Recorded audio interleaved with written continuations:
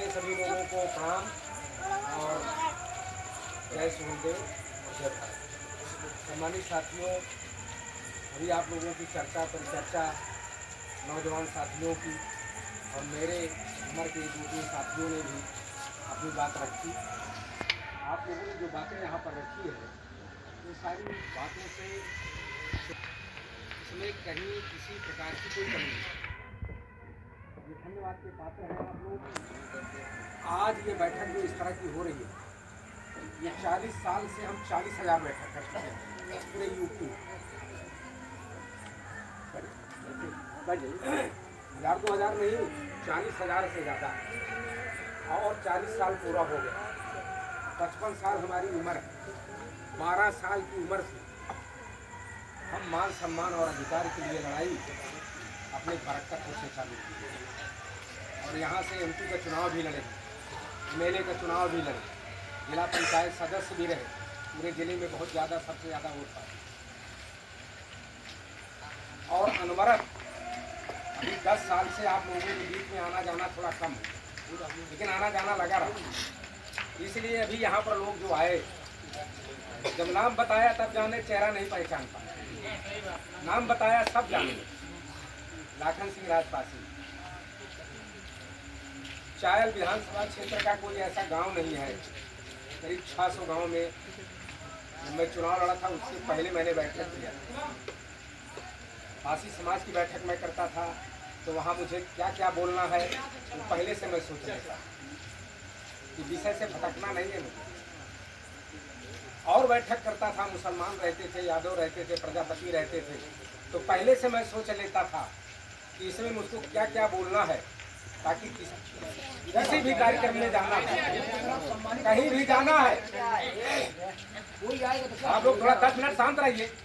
कहीं भी जाना है, किसी समाज में जाना है, उसके 10 मिनट पहले ये सोचना जरूरी है कि समाज की बैठक किस प्रकार की है और समाज के लोग चाहते क्या हैं और बैठक किस लिए बुलाई गई है, बैठक का अंदरूनी उद्देश्य क्या है, ये अनवरत चलती रही है या कोई क्षणिक लाभ के लिए कोई बैठक की जा रही है।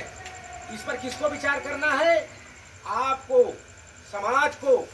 और निरंतर जो बैठक चलेगी, निरंतर यानी बराबर, चुनाव हो या चाहे न हो, जाड़ा हो, गर्मी हो, बरसात हो, तूफान हो, वो बैठक समाज की सामाजिक बैठक। राजनीतिक बैठकें तो तब तेज होती है जब चुनाव आ जाता है, साल 6 महीना पहले। लेकिन सामाजिक जो बैठकें हमारी होती हैं वो तो 12 महीने चलती रहती है। कैसे चलती है? शादी में, विवाह में, निमंत्रण में, तरही में, भोज में, शादी में, विवाह में, सम्मेलन में, मरे ये सम्मेलन तो है, उसमें बैठ करके तमाम सामाजिक चर्चाएं हो जाती है।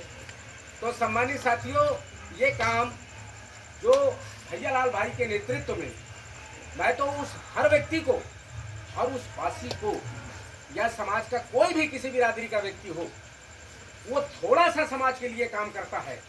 1 कदम चल रहा है तो भी देवता, 2 कदम चल रहा है तो भी देवता का काम कर रहा है, 3 कदम चला तो भी देवता का काम है, और सारा जीवन लगा दिया तो वो महामानव हो गया, देवता से जगाते। लेकिन हम लोगों की कुर्बानी से, हम लोगों के योगदान से, हम लोगों की बर्बादी से और हम लोगों के खून पसीने से कई लोग एमएलए हो गए, कई लोग मंत्री हो गए, कई लोग मिनिस्टर हो गए। फिर लौट करके उन लोगों ने नहीं पूछा कि लाखन सिंह राजपासी तुम जिंदा हो या मर गए। ये अपनी बीती हम बता रहे हैं और तुम्हारे साथ भी यही होगा। देख लेना, हम 40 साल का अनुभव बता रहे हैं, यहाँ पर 80% लोग बैठे 40 साल के नहीं। आप जो बातें संविधान के आधार पर अभी ये बता रहे थे भाई, 1987 में डॉक्टर भीमराव अंबेडकर की बात पहली बार हमारे कानों में आई। दयाराम विधायक जो यहाँ से एमएलए हैं, वो हमारे मामा। हम इसके 2 साल पहले पासी समाज का सम्मेलन कर रहे थे, 87 से, यानी 84-85 से कर रहे थे। हमारी उम्र उस समय 15-16 साल थी, उस समय से हम कर रहे थे। और उस समय कांसीराम जी का नाम आया आंदोलन में, मायावती जी का नाम दूर दूर तक नहीं, कोई जिक्र नहीं। कांसीराम जी के आंदोलन को इन लोगों ने बताया और उस समय उनके आंदोलन की जरूरत थी। क्यों जरूरत थी? हमारे लोगों को इतना अपमानित और दंडित कर दिया गया था जाति के नाम पर।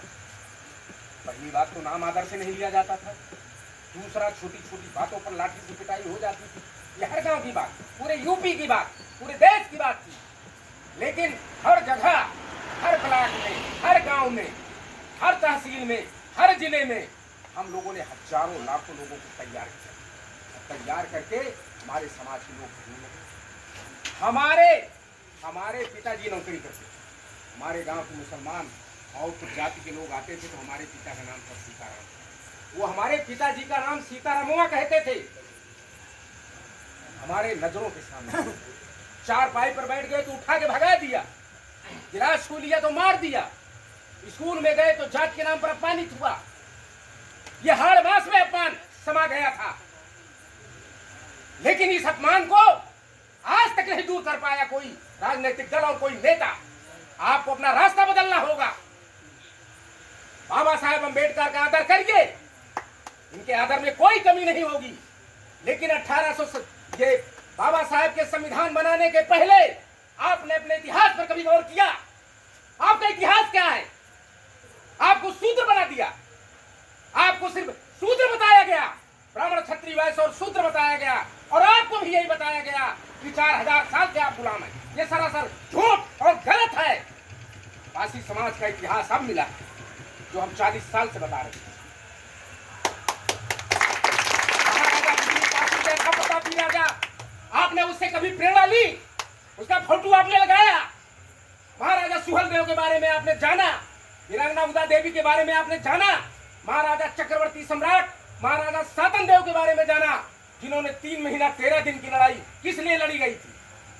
वो सारी सिर्फ लड़ाई थी आन बान शान की। इस सम्राट जो कन्नौज का सम्राट था जयचंद, उसके सामने जो बासी राजा है वो झुकेंगे नहीं। जो 50 राजा थे वो टैक्स मांग रहा था कि हमारे सामने सिर्फ नमस्कार कर लो और जा करके राज करो। राजाओं ने कहा तुम्हारी गुलामी नहीं स्वीकार करेंगे हम। तमाम इतिहासकारों ने लिखा, उसकी तो चर्चा कभी होती नहीं। हमारा को हमको मानसिक गुलाम बना दिया। किसने? बुरा ना मानिएगा, ज्यादा खोल के बाद में कहूंगा, ये मानसिकता आपको बदलनी होगी। ये शूद्र सांगला वाली जो बात है, इसको दिमाग से निकालना पड़ेगा आपको। अंग्रेजों ने लिखा था, जब महाराजा सातन और महाराजा गुजली ने जयचंद जैसे सम्राट को कहा था कि तुम्हारी गुलामी नहीं स्वीकार करेंगे। और ये जो है 1194 की बात है, 1194 की बात है, आज से 800 साल पहले की बात है।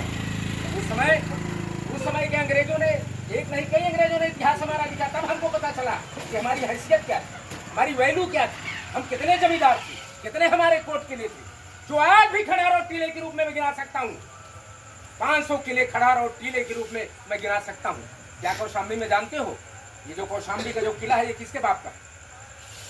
यहाँ सम्राट रुद्रसेन पासी राजा था, भवनाथ पासी राजा था, कड़े में महाराजा कड़े दीन पासी राजा थे। और आपके महंगाओं में हमारा किला था, और हमारा टेवा में हमारा किला था। ये सब खड़ार और टीले के रूप में पड़े हैं। लेकिन यहाँ तो खड़ार और टीले नहीं मालूम पड़ते हैं, लेकिन और जिले में तो बड़े बड़े खड़ार और टीले हैं, बड़ी बड़ी दीवारें आज भी खड़ी हैं, जिनके बारे में अंग्रेजों ने कहा कि आफ्टर, सुनिए, जो अंग्रेजी पढ़ते हो समझ लें, after the disappearance of Buddhist north of district was hold by Rajpasi. Rajpasi कह रहा हूँ, पासी नहीं। After the disappearance of Buddhist north of district was hold by Rajpasi, whose capital was the city Satankoot, the same name of Bangarmau. It is said that Rajpasi कंकड़ बनाफर आरा and Udal, आरा उदल को कह दिया कि भाग जाओ, और आरा उदल को 7 बार पराजित करके 3 महीना 13 दिन की लड़ाई में गांजर वाली जो लड़ाई, लखनऊ के बगल में जो गंजरिया पार है, महाराजा बिजली पासी के किले से 35 किलोमीटर दूर, वहां पर युद्ध हुआ था 3 महीने 13 दिन। ये इतिहास क्यों नहीं सुना आपने? ये फोटो क्यों नहीं लगाया आपने? हम बाबा साहेब डॉक्टर अम्बेडकर के विरोधी नहीं है। बाबा साहेब अम्बेडकर ने संविधान बनाया, और संविधान के बाद बाबा साहेब का नाम आप जानते हो, मसूरिया दीन पासी का नाम नहीं जानते, जो बाबा साहेब डॉक्टर अम्बेडकर के हम साए थे। और उन्होंने आपके ऊपर जो जराइम एक्ट लगा था 1992, अंग्रेजों ने आपसे कहा था जन्मजात चोर, डकैत, बदमाश, और आपकी संपत्ति अंग्रेजों ने जमींदारों के सहारे से छीन लिया था। ये कानून लगा करके, उस कानून को किसने खत्म किया था?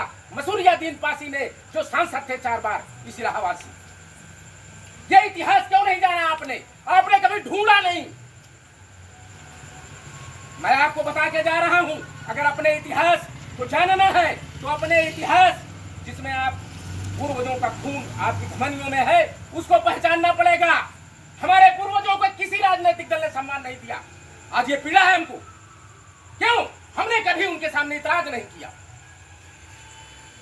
हमने बाबा साहब का फोटो लगाया, हमने सिर्फ भगवान बुद्ध का फोटो लगाया, ठीक है, अच्छी बात है, उनका हम आदर करते हैं, उनका कभी अनादर नहीं करते हैं।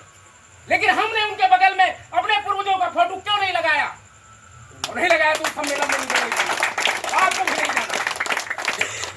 चक्रवर्ती सम्राट सुहेलदेव जैसा राजा, अभी जिसके बारे में वो MIM का प्रदेश अध्यक्ष बोला कि तो मैंने लिखा है पूरा, मैंने उसी समय लिखा था, मुसलमान में युद्ध होता था, शाम को लिखता था, उसी की किताब से मैंने लिखा है। महाराजा सुहेलदेव जैसा चक्रवर्ती सम्राट, क्षमा करिएगा, माफ करिएगा, मुझे कोई रामकृष्ण का मैं विरोधी नहीं हूँ, लेकिन राम और कृष्ण से कई गुना महान महाराजा सुहेलदेव के रूप में पढ़े। उनके इतिहास पर किसी ने आंसू नहीं बहाया, पाठ्य पुस्तकों में वो आया नहीं कि महाराजा सुहेलदेव किस चिड़िया का नाम है। जैसे बाबा साहब अम्बेडकर को कोई नहीं जानता था, 1987, 88, 89, 90 में इलाहाबाद से जाते थे, फोटो लाते थे, 3 रुपए के, 5 रुपए का कोई नहीं लेता था। यहाँ हम ही वो व्यक्ति हैं जो बाबा साहब अम्बेडकर को घर घर पहुंचाए, जय भीम का नारा लगाए, पासी लाठी लेके हमको दौड़ता था कि चमार की जय जयकार करता है। महाराजा सुहेलदेव महमूद गजनवी का भांजा सैयद सलार मसूद गाजी, जब 1030 ईस्वी में गजनी में उसकी मृत्यु हो गई तो उसने कहा, मामा तुम्हारा सपना अधूरा रह गया, मुझे फौज दो। 6 लाख फौज दिया उसने, और वहां से लेकर के मुल्तान को जीता, पाकिस्तान को जीता, 12-12, 15-15 लाख फौज को तहस नहस करके बर्बाद करके जीतता हुआ मेरठ को जीता, बरन को जीता, बदायूं को जीता। उसके बाद कन्नौज का राजा देख करके भाग गया, उसकी फौज को देख करके जाकर के इस्लाम धर्म गढ़ लिया। और जैसे ही कन्नौज से कै आता है, वहाँ राजपाशियों का राज था, कहाँ से कहाँ तक, उन्नाव, हरदोई, सीतापुर, लखीमपुर खीरी, बलिया, देवरिया, गोरखपुर, जौनपुर, बहराइच, श्रावस्ती, बलरामपुर, गोंडा, लखीमपुर खीरी, सहारनपुर, कानपुर, उन्नाव, सीतापुर, रायबरेली, प्रतापगढ़, कौशाम्बी, ये बॉर्डर था, गंगा की वजह से बॉर्डर था। ये पूरा का पूरा जो इलाका था 200 किलोमीटर का, जिसमें आज भी सबसे ज्यादा अगर कोई जाति निवास करती हुई तो